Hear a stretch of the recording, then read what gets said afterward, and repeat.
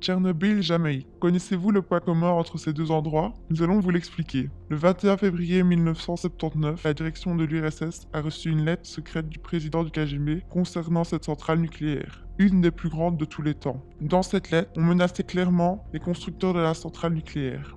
La même année, le PCJ, la seule entreprise à pouvoir exploiter du pétrole en Jamaïque, devient indépendante de l'État jamaïcain. Vous ne voyez toujours pas de lien? Il s'agirait d'un vaste complot organisé par l'URSS. En effet, l'URSS dans les années 70 a fortement accru sa production de cannabis dans la région de Tchernobyl. Est-ce un hasard si les images satellites de la centrale et de ses alentours n'ont plus été actualisées depuis des années? Pire, qu'il est impossible d'accéder via Street View à cette zone. L'URSS a donc bâti la centrale sur ses propres champs de cannabis. Ceci a eu un impact sur la construction de la centrale, puisque les ouvriers étaient sous l'influence du cannabis qu'ils inspiraient et qui a créé chez eux des défaillances.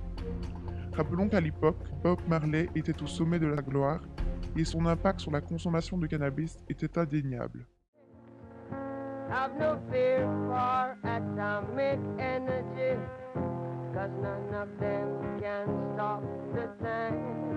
Quelle tournure cela a-t-il pris? L'incendie du 26 avril 1986.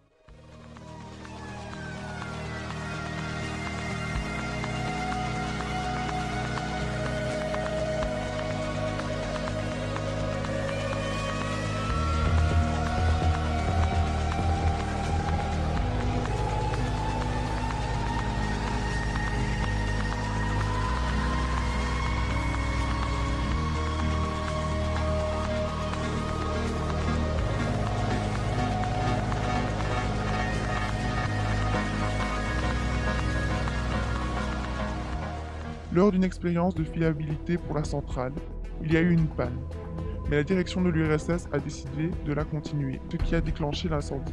Le but de l'URSS? Faire culpabiliser les Jamaïcains dans la construction de la centrale ainsi que dans son expansion.